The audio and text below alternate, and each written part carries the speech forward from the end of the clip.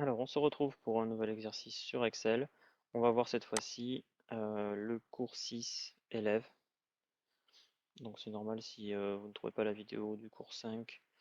Voilà, j'ai un petit peu remplacé ce que vous avez vu dans le cours 5 sur d'autres documents. C'est un petit peu des révisions. Donc on va plutôt directement passer au cours 6. Alors, donc on a à nouveau une base de données. Voilà, pas trop mise en forme.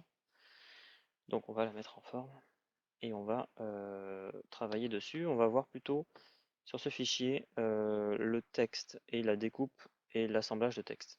Alors on avait déjà vu ça un petit peu sur le premier cours, cours 1, outils recopie et saisie. On avait vu un moyen de recopier des données assez rapide, c'était le remplissage instantané, qui permet de faire de la découpe et de l'assemblage de texte, mais avec certaines limites, c'est-à-dire qu'on ne peut pas gérer d'exceptions. Je ne sais pas si vous vous rappelez. Alors que là, on va pouvoir gérer des exceptions puisqu'on va utiliser des formules cette fois-ci pour découper et assembler. Voilà. Donc ça devient plus complexe avec des formules, et on va commencer par des choses simples et ça va se compliquer plus tard. Alors, premièrement, on a une base de données. Qu'est-ce qu'on fait avec une base de données? On la met sous forme de tableau. Donc je sélectionne n'importe laquelle des données, pas tout, je ne suis pas obligé, et je fais accueil, mettre sous forme de tableau. Ok, je peux la nommer, même si on n'en aura sûrement pas trop besoin, mais c'est toujours mieux.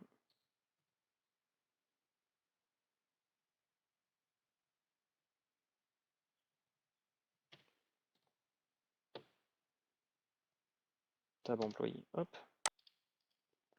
Alors on a des contacts de personnes qui sont des employés, voilà, qui sont répertoriés. On a des infos notamment avec des dates.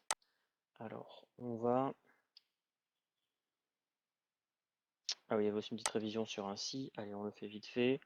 Donc j'ai envie de savoir, ça va nous permettre de voir un petit détail aussi, euh, par rapport à un cas particulier. Ici, j'ai besoin d'écrire le sexe de la personne. On va écrire du coup F ou M, suivant si c'est un homme ou une femme. Donc je vais faire si. Donc si c'est une femme, donc si cette cellule est égale à... Pour identifier une femme, le problème c'est qu'il y a deux possibilités. Il y a mademoiselle ou madame. Et ça on sait faire, hein. Il suffit d'utiliser un ou. Voilà. Mais il y a encore plus simple, c'est qu'il suffit de commencer par les hommes et tous les autres seront des femmes. Voilà. Mais sinon on n'aura plus utilisé un ou.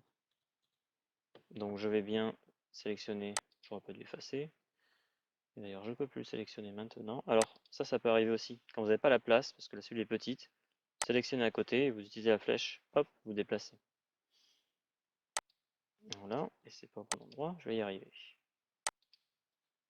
Voilà, et je me déplace. Et donc, si c'est égal à M point, dans ce cas, ce sera un homme.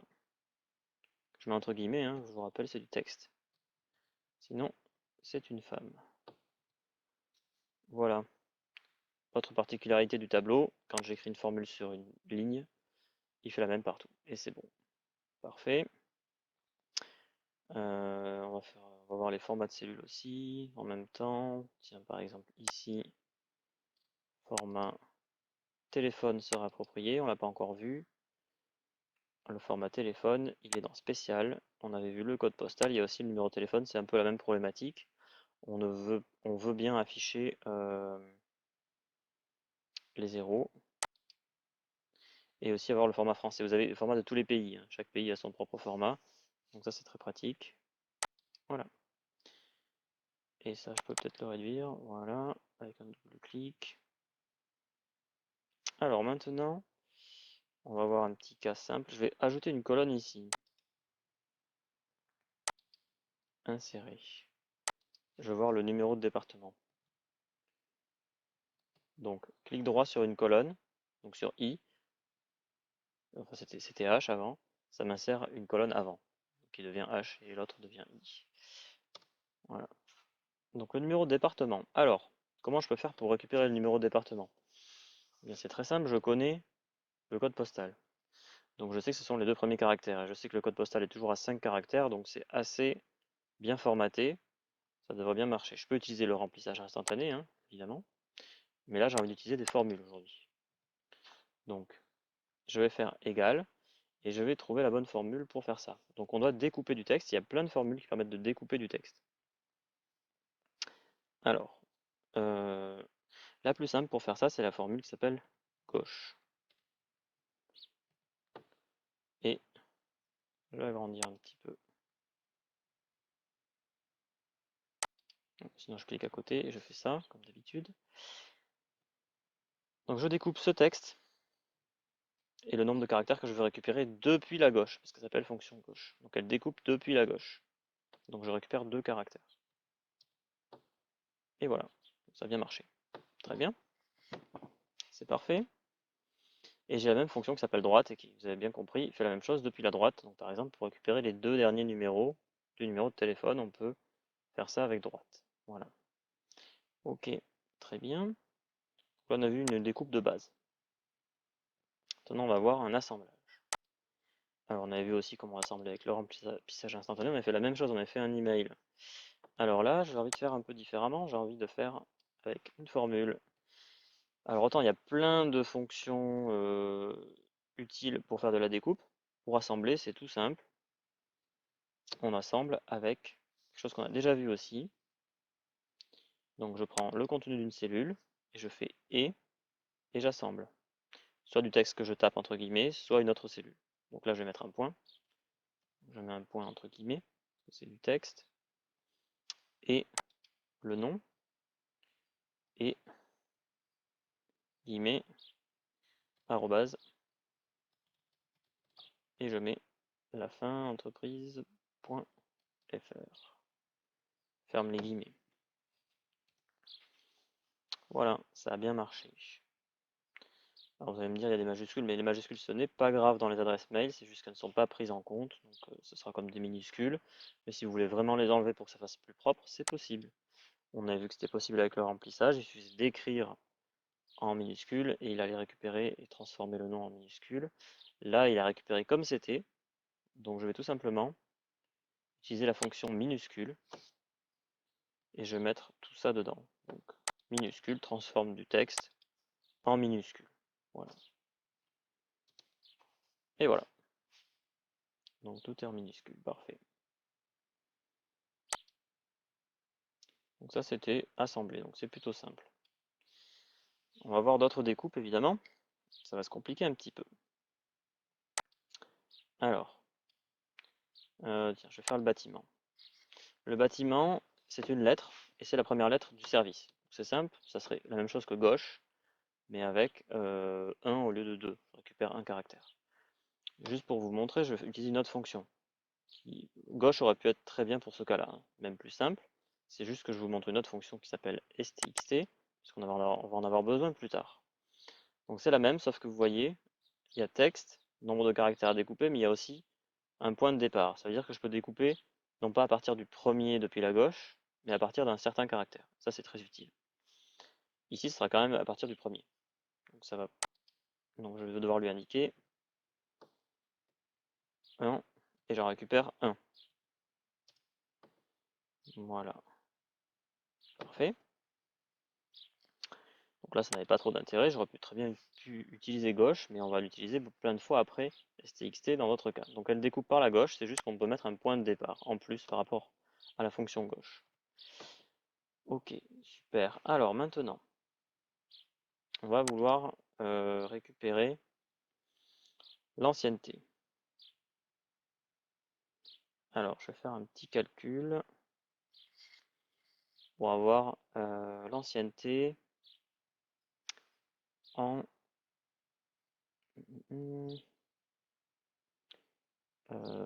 année, pardon, puisque du coup, c'est ce qui va m'intéresser.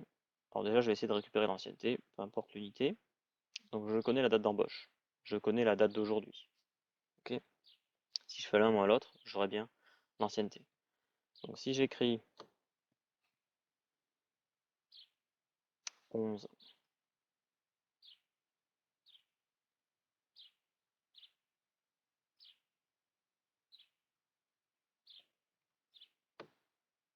Donc là, le problème, c'est que ça, il faudrait que ce soit vraiment une date. Si je fais moins ça, est-ce que ça va marcher? Non, ça ne marche pas. Et en fait, il fait les divisions là. Donc il faut transformer ça en date. Donc il y a plusieurs possibilités.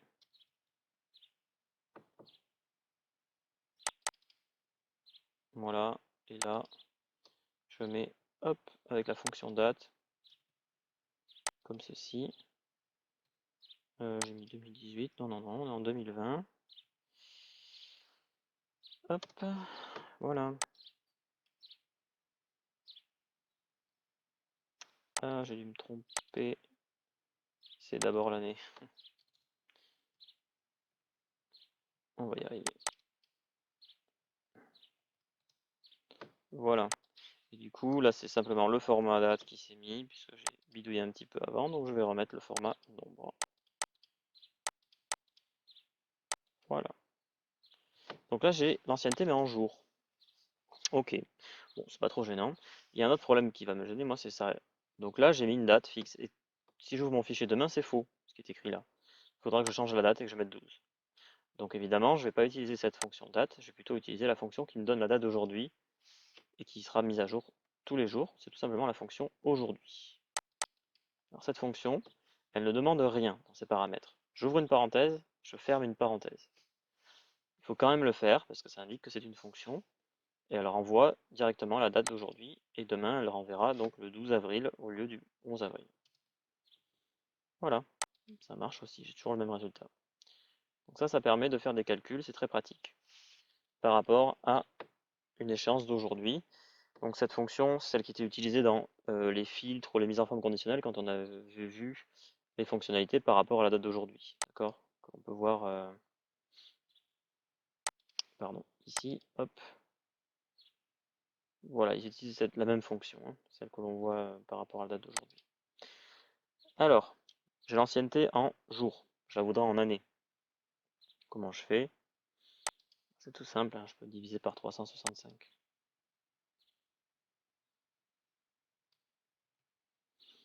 Sous-entendu que ce n'est pas une année bissextile, toujours pareil.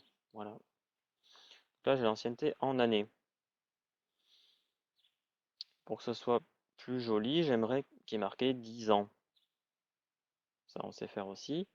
Soit je peux le faire avec le format de cellule, soit je peux l'ajouter. Alors, je vais l'ajouter ici, on va voir pourquoi. Donc, je vais faire et je vais marquer en. Voilà. Ah, par contre, du coup, il me met la valeur exacte avec des décimales. Ça, c'est pas très joli. Donc, si je veux juste avoir 10 ans, dans ce cas, je vais demander de faire un arrondi de tout ça. Et donc, on commence à cumuler les fonctions là. Fonction arrondi. Je vais faire un arrondi simple. Vous pouvez faire un arrondi inférieur, ça va forcer inférieur, supérieur, ça va forcer supérieur tout le temps. Mais là, ça fait un arrondi normal, c'est-à-dire si on est à 0,5 ou plus, ça passera à l'unité supérieure. Si on est à moins de 0,5, ça passera à l'inférieur. Donc je vais faire plutôt celui-là, ça paraît plus logique. Je fais arrondi. Alors, pardon, arrondi du nombre de chiffres que je veux après la virgule. Alors moi, je veux un entier. Donc, je vais mettre 0. Ça permettra d'avoir un entier, je pense. Ah, il y a un petit souci là, non? Qu'est-ce que j'ai fait? Une parenthèse manquante ici. Voilà. Aujourd'hui qui est divisé, maintenant c'est bon. Voilà, j'ai la proposition, donc c'est bon. Et là, j'ai bien à nouveau marqué 10 ans. Très bien. Allez, on va essayer de faire encore mieux. J'ai envie d'avoir marqué 10 ans et le reste à côté, en mois. Donc, en fait, je ne vais pas prendre arrondi. Du coup, je vais faire forcément arrondi inférieur. D'accord? Donc, je vais prendre la fonction qui s'appelle arrondi.inf. Après, c'est la même. Je change pour arrondi.inf. L'intérêt, c'est qu'au moins, j'ai toujours l'unité, j'ai toujours les années. Et le reste, je vais l'utiliser par contre pour mettre à côté. Ça commence à être un peu compliqué, hein, si ça Là, vous pouvez passer à la suite, mais bon, c'est vrai que c'est des coupes de texte et assemblage, là, ça peut vite être un peu compliqué. On va donc assembler et alors je vais mettre un petit espace ici, hop. Alors, ben en fait, j'ai besoin d'à nouveau la même chose. Moi, j'ai besoin du reste. Donc, ça va être ce que j'ai là, parce que là, j'ai le total, moins ce que j'ai là avec l'arrondi. D'accord? Ça va être du coup 10,14 moins 10. Donc, ceci me donne 10,14. On est d'accord? Ceci me donne 10. Allez. Donc, je vais prendre ceci. Je vais copier. Et je vais le coller ici. Je vais le mettre entre parenthèses. Et je vais faire moins ce que j'ai ici. Copie. Et je le colle ici. Lui, il est déjà bien groupé, c'est bon, pas besoin de mettre de parenthèse. Hop, je vais faire ça pour agrandir. Ça commence à être un peu compliqué. Donc ça me donne 10,14. Ça me donne 10. Donc j'aurai bien le reste, 0,14. Je vais entrer pour voir ce que ça donne. Voilà, j'ai bien le 0,14. Voilà, mais ça, moi, je le veux en mois. Donc là, je l'ai en année, donc j'ai simplement à faire x12. Donc je mets tout ça entre guillemets, pardon, parenthèses. Je fais x 12. Là, je l'ai en mois. Ok. Et je vais l'arrondir tout ça, parce que je veux juste les mois. Donc, qu'est-ce que je dois faire? Je dois faire un arrondi plutôt inférieur, parce que sinon ça va me marquer 12 mois ici. Par exemple, ça peut me marquer 12 mois, ce qui est un peu aberrant. Donc on va faire plutôt un arrondi inférieur. Donc je vais utiliser la même fonction que celle-ci. Je vais la faire ici. Arrondi inf de tout ça. Et il faut du coup y rajouter une parenthèse, je crois bien. Je vais voir. Oui. Non, j'en ai mis un trop. Ah oui, pardon, il faut indiquer le nombre de chiffres après la virgule pour notre arrondi, donc c'est toujours 0 pour avoir un entier. Et voilà. Donc là, j'ai le nombre de mois. Maintenant, je fais un et à nouveau. Et j'ai plus qu'à marquer mois. Voilà. Bon, c'était juste pour faire un petit calcul et faire quelque chose d'assez complexe, assembler des formules. Ça permet de bien travailler, de bien se repérer avec les parenthèses. C'était ça l'intérêt de cet exercice. Voilà, de combiner des fonctions les unes dans les autres. Et on arrive à ceci. On peut même faire encore mieux. Voilà. Si on regarde la correction, j'ai fait un petit peu différemment de mémoire. Voilà. Donc j'ai mis un si pour éviter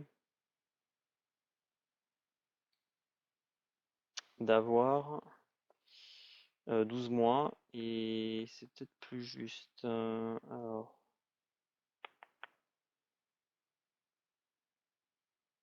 je suis pas sûr que ça revient au même en fait. J'ai l'impression. Ouais, bon, ça revient au même. C'était une autre méthode, mais on n'avait peut-être pas besoin de ceci en fait. Visez de faire un arrondi inférieur. C'est peut-être pas tout à fait juste dans certains cas, mais voilà. Ok. Et on peut faire évidemment la même chose pour l'âge. Mais donc si on est malin, on peut faire simplement ça.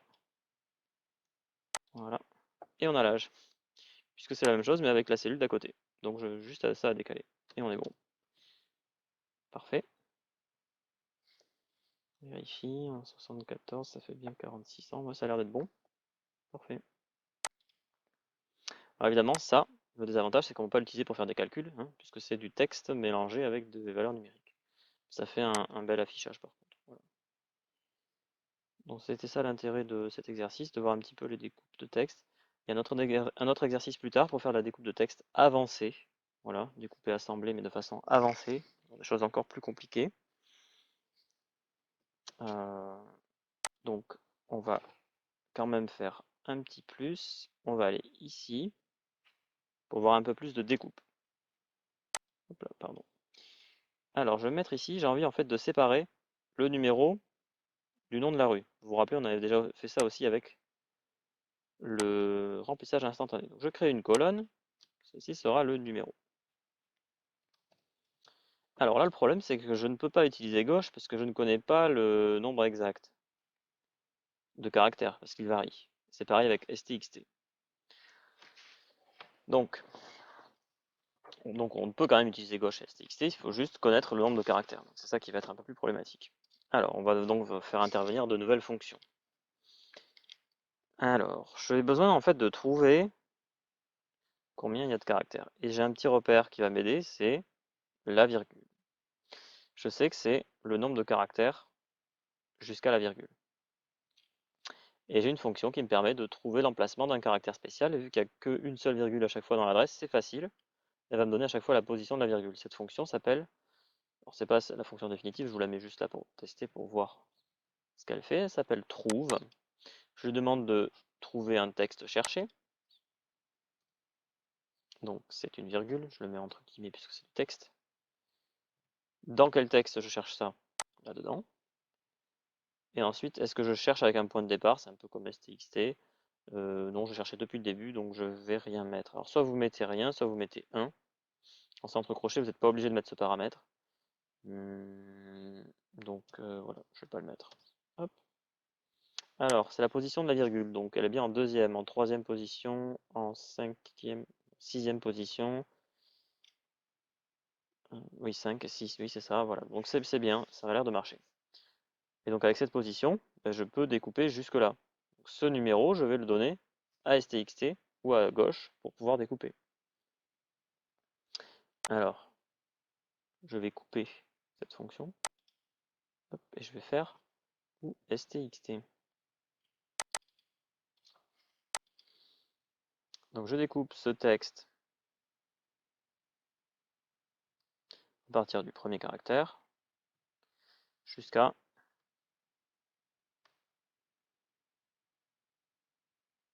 ce caractère-là. J'aurais pu utiliser gauche, hein, je vous rappelle. Juste pour vous familiariser avec stxt, j'utilise celle-ci.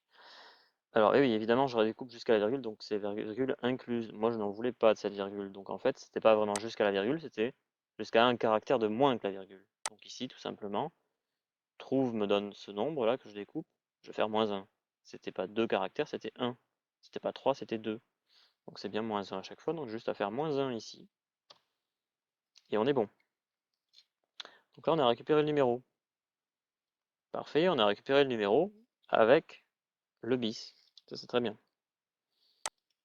Allez, je vais insérer une nouvelle colonne et maintenant, on va récupérer le reste, c'est-à-dire le nom de la rue.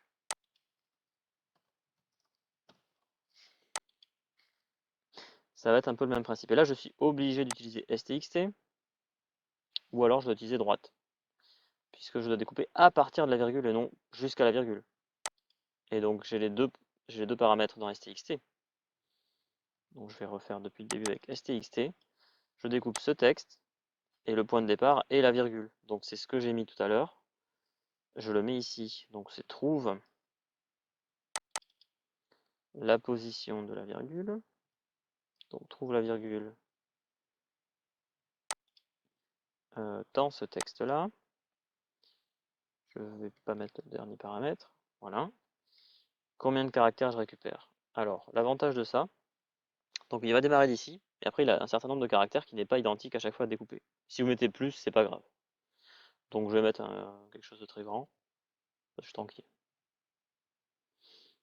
Même s'il y a un moyen évidemment de trouver aussi le nombre de caractères.